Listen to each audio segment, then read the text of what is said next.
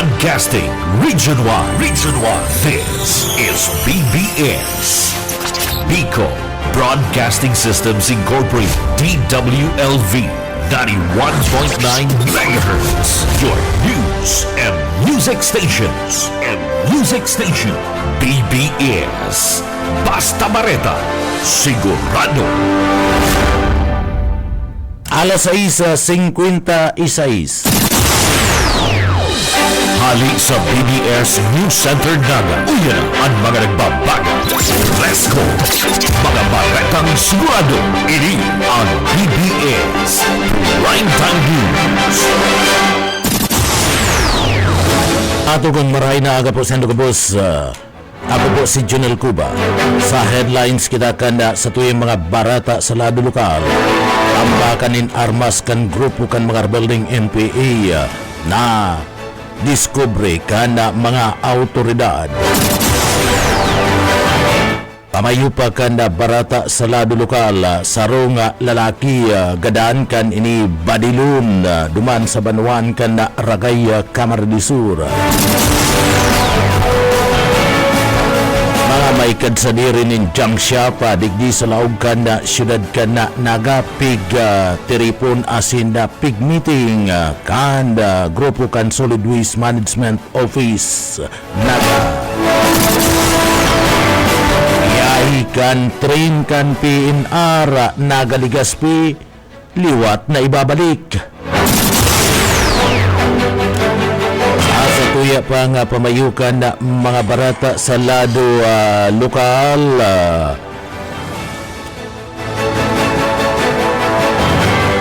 Pamayukan na mga barata sa lado lokal.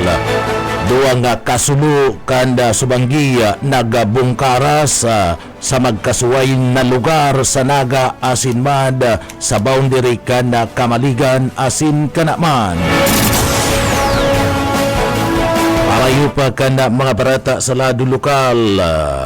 Kung mayo ang mga bilya puwerte, mayo ninda marhay, asin mayo ninda mga darakulang serbisyo.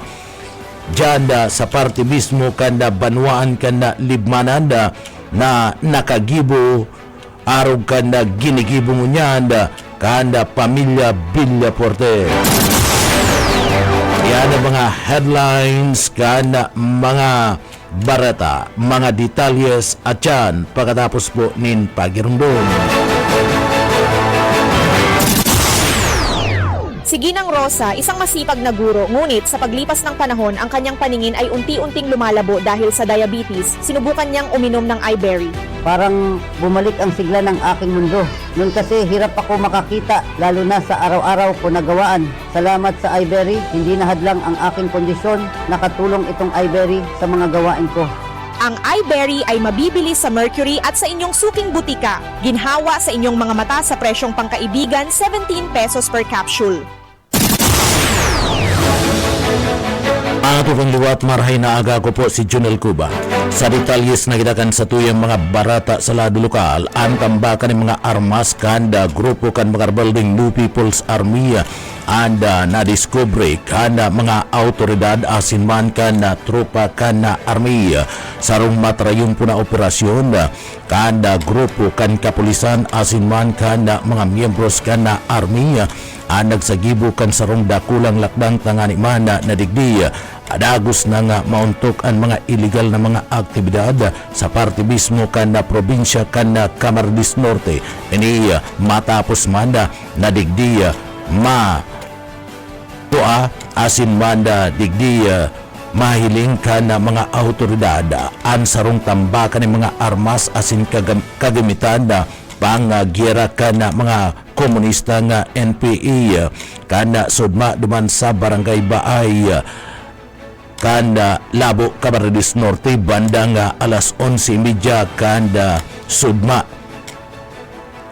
sa iniluwas na payag ni Police Regional Office No. 5 sa pagikan na sarong busising operasyon na recover ka na pinagsarong puwersa ka na mga soldados asin kapulisan at mga armas asin na pampasabog kinakabalian kan apat na M16 A1 rifles, sarong M14 rifles, sarong M1 carbine, 5 improvised explosive device o IED, 7 improvised hand grenades, 9 na improvised switches, 4 na rolyo kan detonating cord, asin 50 nga blasting caps. Sigun sa PNP Bicol ang operasyon pinanginutan kana Colta 161 asin 163 operatives, mga unit gikan sa Philippine Army, PNP, asin man ang grupo kan SAF, sering man iba pa mga ahensya kan gobyerno. Ang trayumpo kan operasyon na ini ninuli man kan impormasyon na pinagpaabot kan sarong dating miyembro kan Communist Terrorist Group na voluntaryong nagsuko kan Enero 8, 2025. Tinawan doon kan PNP Bicol padagos ang pag-follow up investigation, asin man ang aktibong pakikipag ulay sa manlain-lain ng mga unit kan na AFP. Iyan tanganing sigurado na ang kaligtasan sering man seguridad kan na komunidad. Ang mga na-recover na mga armas nasa pangangataman ngunyan kan na 16th Infantry Battalion para man sa magkakadigong dokumentasyon, asin man seguridad. Sa iba pa nga detalyes kana sa tuya pa nga mga barata sa lado lokal, sarong lalaki duman sa Banwaan kana Ragay Camarines gadan kan ini pagbabadilong kanda dai pabistado nga gunman, dai una-una na magiging last supper na kana nasambit na nga biktima an uri niyang pamanggihan. Iyan nangyari kung sa ina anda biktima digdi anda sinasabing yaon sa parte mismo kana sa indang residensya dyan sa Banwaan kana Ragay Camarines kana mangyari ana nasambit na nga insidente ni na pagbabadil na pagaramanda na bandang alas 6 ni na pagkabanggikan na subanggi kada magpaabot nin impormasyon sa mga miyembros kana Philippine National Police ana sarong persona na igwasubot nin pinagabadil sa parte mismo kada sa indang barangay Tulos-Tulos. Nagpasiring duman sa Zona 3 o Zona 2 Barangay GRS Ragay Camarines ang grupo kana mga autoridad asin digdin na pagaramanda na sarong aka Laira may kasaruan asin RG Marco na sinasabing digdi pinagabisto ang biktimang si Hero Nimo Mundigo Edisina, 41 anyos, mayago mayo nin trabaho kan Barangay Port Junction na Ragay Camarines ini ana yaon na mismo sa saindang residensya nagkakakanda alagad digdi bigla na lang subuot na nagrani anda sarunga day bistadong persona asin pigababadil ana biktima. Ada biktima nakadulag pa alagad ini nakaabot sa kubo kung sa ina dumanda pig lapag kana nasambit na nga suspetsado asin dagos na ining pig parabadil sa iyang lawas nagresulta tanganing tamaan ni nabala na biktima sa manlain-lain na parte kana sa iyang lawas. Ana suspect na daipang mabisto ana tulos na nagdulag pagkatapos kan na insidente. Ang mga miyembros kan PNP uri na kan mag-abot sa nasambit ng lugar asin mayo na ninbuhay anasambit ng biktima. 8 basiyo nin bala ana recover sa pinangyarihan kan na sinambit ng krimen. Ada mga miyembros kan na PNP sa Banwaan kan Ragay ada padagos pamanda sa pag-imbestigar asin posibleng pagkakabistuhan kanasambit ng suspect asin kung ano ang pinakamotibo sa sinambit ng pambabadil. Sa iba pa niya itong detalles ngunyan kana mga barata pagkitangunyad sa lado lokal. Sa iba pang detalyes kan mga barata sa lado lokal, meeting kan mga miyembro kan Naga City Junk Shop Association sa padagos na pag-implementar kan Republic Act 9003 o Ecological Solid Waste Management Act of 2000 asin na pag-suporta sa polisiya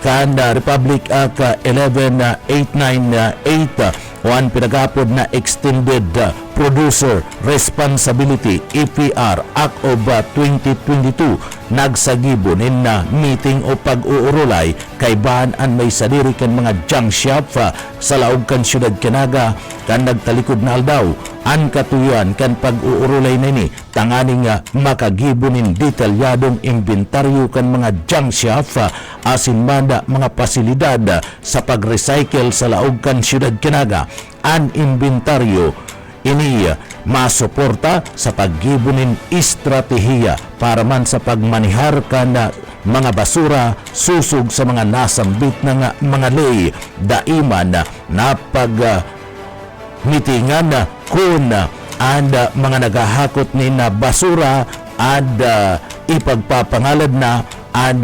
pagpapabakal o pagkua kana mga basura na pinagapon asin ipinapabakal sa mga junk shop. Sa iba pa nga detalyes kana sa tuya man mga barata sa lado lokal, water treatment plan kan MNWD pig-aadala na mangyari haloy na ini na pinag-aadalan sa Gudmunan iyo pa Boyet Paderes sa detalye. Inaasahan na sa mangyayaring project ngunya na taon 2025 kan Metropolitan Water District and Water Treatment Plan na ang magiging source hali sa Pirang Dam sa Anyaga ng Ngunyan piga-adalan pa sabi di Happy de la Cruz kan MNWD na ang sa indang proseso as in pag-aadal sa proyektong ini ang nasa piga-apod na volumetric huli sa nakipag-ulay na sinda sa National Irrigation Administration Bicol para tugo tala makakuha din sobrang tubig sa Pirangdam na pagsasadari ka ini. Sinabi pa na kabali sa mga dam na inikan niya ang pinyapar sa sinbalatos na kakadiit na ang mga nag-uuma dakol ang tubig sa lugar na mapapakinabangan sa pagbilog kan water treatment plan. Para sa BBS News, Boyet Paderes. BDS Basta Bareta sigurado. Haloy na bagayan na water treatment plan na pag-aadal. Malangani tapati yan Bicol River, yan baga dyan sa may parte kan na Tabuko, inadala na pinapundo ay pambili. Sa iba pang detalyes ka na sa tuyang mga barata sa lado lokal, Comelec Bicol naglansar ka na kontra Bigay Committee para man sa malinig na eleksyon 2025. Daryl Banya sa detalye.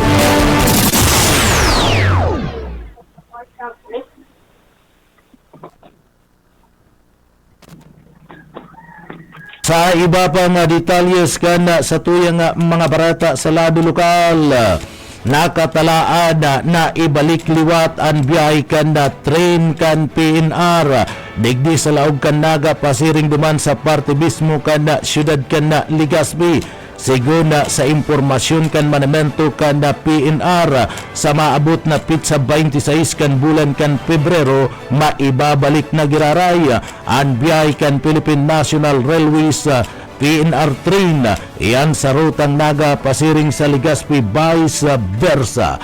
Iada mahali anda inot na biyay kan na train sa Legazpi pasiring digdi sa Naga alas 4:49 nin pagkaaga. Ang biyay man gikan sa parte kan Naga pasiring duman sa Legazpi ini mangyayari alas 5:30 nin pagkahapon. Matindi asin na magdadanay na digdi ang PNR and padagos-dagos na mataunin na serbisyo sa parte kan na publiko sa paagi kan na sa indang pagbiyay kan na mga train saro pa sa nang biyay sa sarong aldaw ana ibabalik kan na grupo kan na PNR na mabiyay sa parte mismo kanda rutang Legazpi Naga vice versa magigirumduman na dakula ng mga pasayro ada padagos na nagalat na naliwat na maibalik ang nasambit ng biyahe ninulita komportable na ang pagbiyahe likay pa sa traffic asin barato pa ang pamasahe na pundo ana pagbiyahe kan na tren na digdi sa laog kan syudad Canaga kan na mga nakaliis na bulan na uli man kan na paglamasa kan na bagyong sunod-sunod arog kan na bagyong Christine asin na Pipito na kung sain na digdi nagresulta tanganing madanyaran ang mga linya kan tren digdi sa laog kan na Naga pasiring duman sa parte kan syudad kan na Legazpi. Alikanta si Daryl Banyas. Matapos ang paglansar kan kontra bigay campaign kontra sa vote buying asin man na vote selling, opisyal naman na pigbilog ang Regional Committee on Kontra Bigay digdi sa Bicol. Pinanginutan ni Comelec Bicol Regional Election Director Attorney Maria Juana Vanessa ang pangapunan para sa bilog na suporta kan mga ahensya, mga organisasyon asin namamanuaan sa kampanya para sa malinig asin patas na eleksyon. Kabali sa komite kan mga marepresentar gikan ini sa Comelec, Human and DepEd, DSWD, and COA, Civil Service Commission, Philippine National Police para sa Armada kan Pilipinas, kabali man ang NBI, PIA, asin ang Department of Justice, siring man ang mga civic organizations, mawot kan mga representante na bantayan ang midterm elections, ngunya na 2025 tangarig maasigurar na mayong darayaan asin pagbakal nin boto digdi sa riyon. Tinawandoon ni Atty. Vanessa na ang mga obligasyon kan komite, kabali ang pagmonitor asin pagtaurin informasyon dapit sa vote buying asin saltong paggamit kan pundo kan gobyerno sa pagkampanya para sa mas malinig na eleksyon. Bigyan kami narkan Commission on Elections sa publiko na maging alerto asin mag-report nin anuman na pagbalgar. Dagdag na bareta sa lado lokal, Daryl Banyas, Basta Bareta, sigurado. BDS Basta Bareta, sigurado. Sa iba pang detalyes kan mga barata sa lado lokal, interong nagkasibot ang mga tauhan o personnel kan Bureau of Fire Protection digdi sa laog kan Syudad Canaga, pati naman ang mga volunteer fire brigade. Iyan pagkatapos man na magbungkaras ang sarong kasulo kasubanggi dyan sa Hardin Real Dinaga. Ang grupo tulos-tulos na nagpasiring asin nagdispatch sa kansa ng mga fire truck tangani man na respondihan ang nasambit na nga kasulo.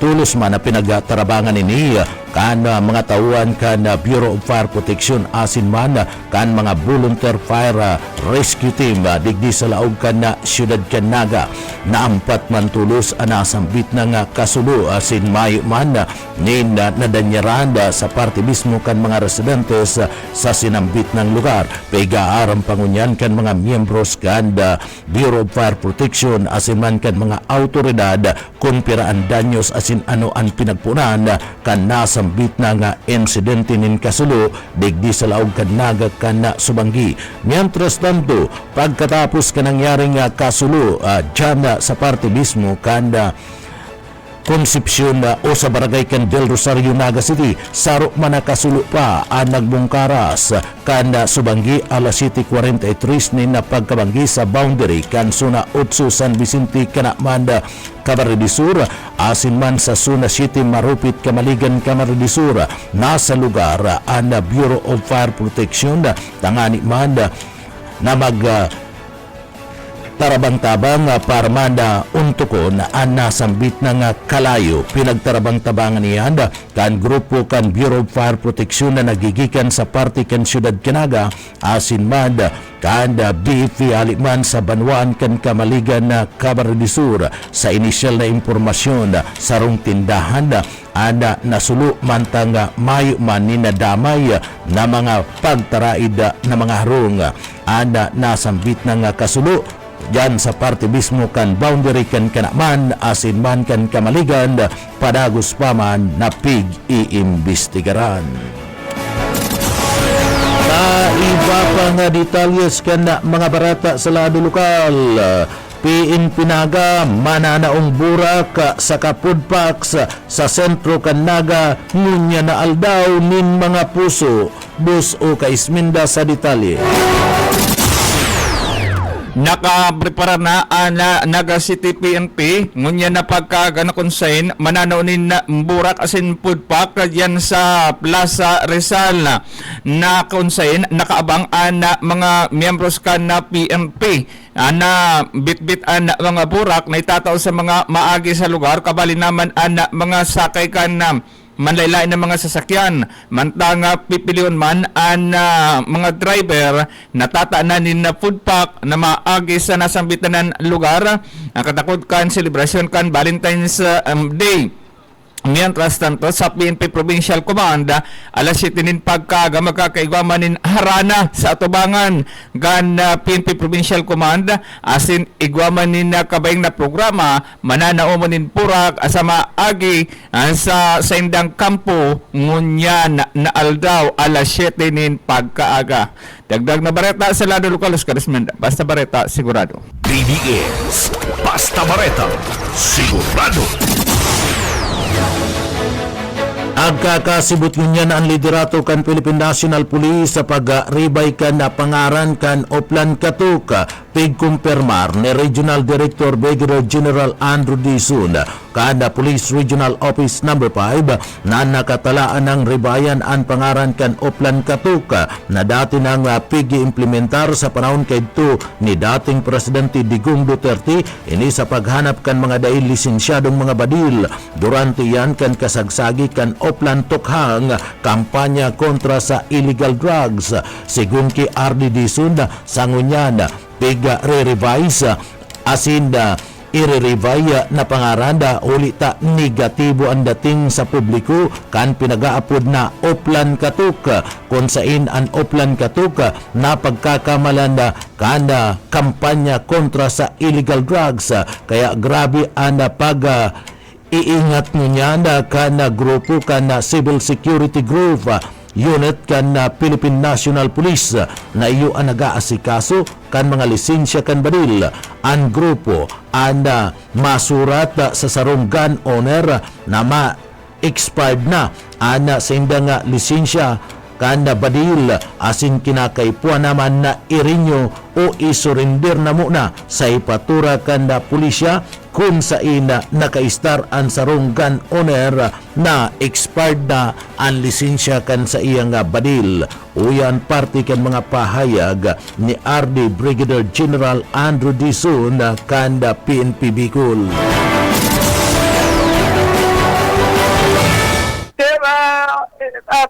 Clarification at for sir, to set the record straight po sir, katuksan niyan po sir, re-revise po, so i-revise dyan na pangaran taga negative na impression sa publiko na napagkakamala na so sa illegal drugs naging illegal drugs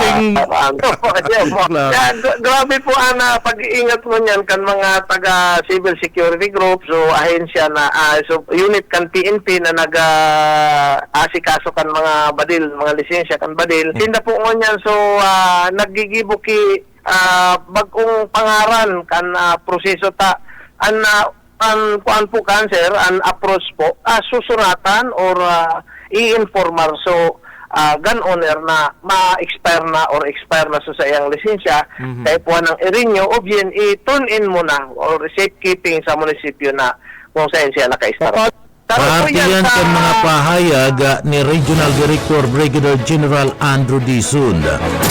Kumpirman ba ni Andrew Dizon na dai pwedeng maglaog sa sarong residensya o harong establishmento ang pulis para maghalughog tangani sa maghanap nin badil. Pwede sa naining gibon kan mga autoridad kung igwasindan nin search warrant na pinag-issue o gikan sa korte Alagad, nangapudan si Direktor Dison sa mga daipa nakakapag-renew kan badil na isurrender na muna para da isinda makasuhan in illegal possession of firearms. Sa pag-surrender kan badil sa istasyon kan pulisya, tatawan sindanin resibo kan PNP. Ibabalik ang badil sa may sadiri oras na ini na i-renew na kan may sadiri nin badil. Uya si RD Brigadier General Andrew Dison kan na PNP Bicol.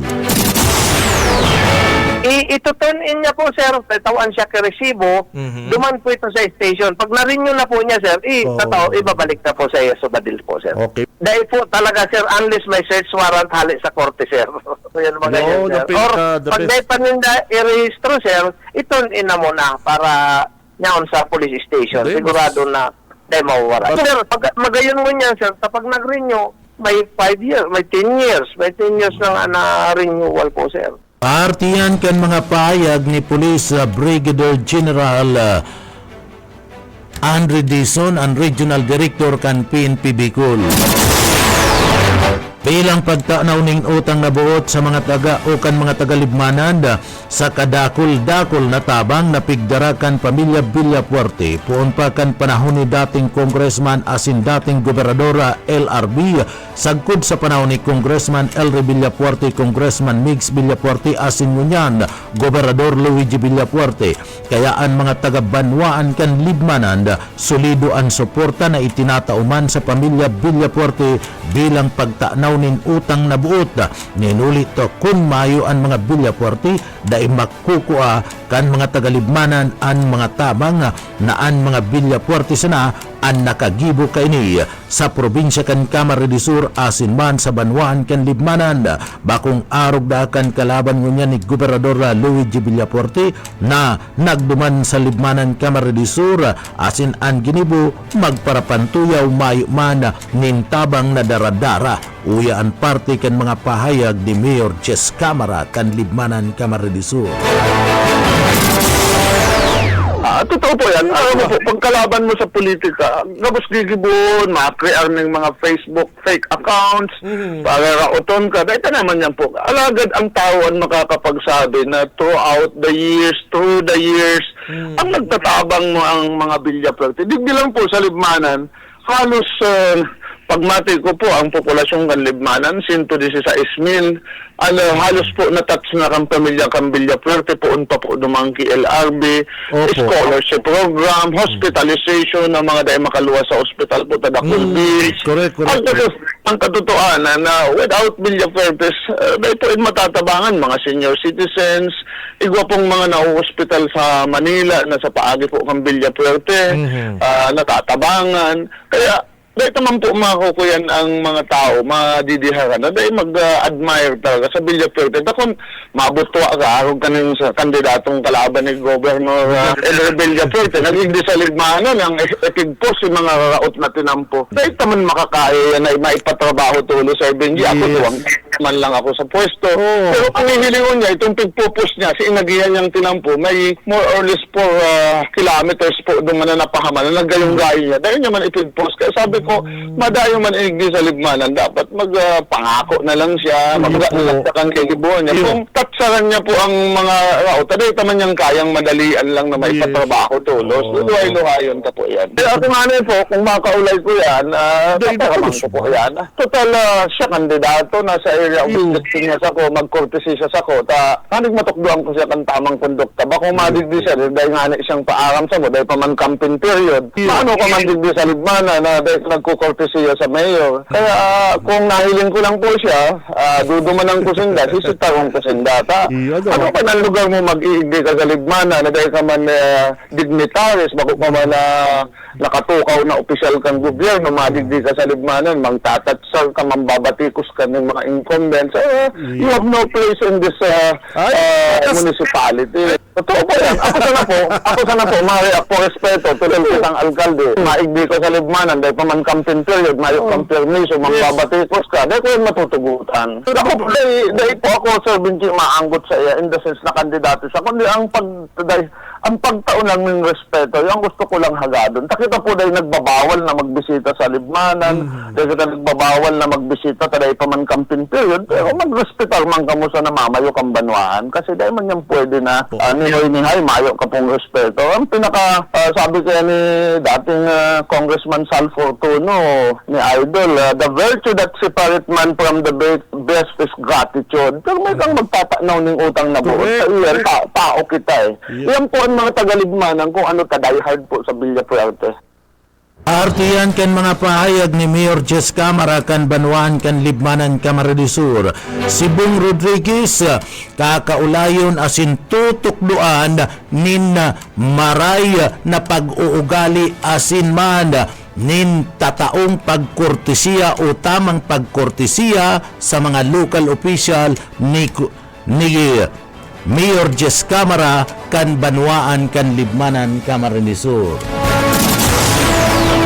Mientras tanto, ipinagpahig ni Mayor Jess Camara kan Banwaan kan Libmanan Camarines Sur na ana pinuunan kay ni LRB anda pinagpapadagos kan aki sagkod ng kan mga makuapo sa mga scholarship bako lang natapos sa pag-graduate kundi maging sa pagkuanin masteral degree as in doctorate. Padagos ang suporta kan pamilya Villafuerte sa pagduhol nin mga scholarship sa mga nakatarapos ng estudyante na nagmamasteral as in nagdo-doctorate ngunyan. Mantang ipinagpahig pa man ni Mayor Jess Camara na saro pang tabang na hatod ngunyan ni Mayor Congressman Elry Villafuerte asin Gobernador Luigi Villafuerte sa maabot na pitsa 17 kan Pebrero sa rong mega jobs fair hanatud kan pamilya Villafuerte sa Banwaan kan Libmanan sa paagi kan na provincial piso kung sa ina ginatos na mga aplikante ang pwedeng makakuanin na trabaho local asin abroad. Yaon man ana aral daw na optical clinic on wheel, dental medical, libreng mga bulong.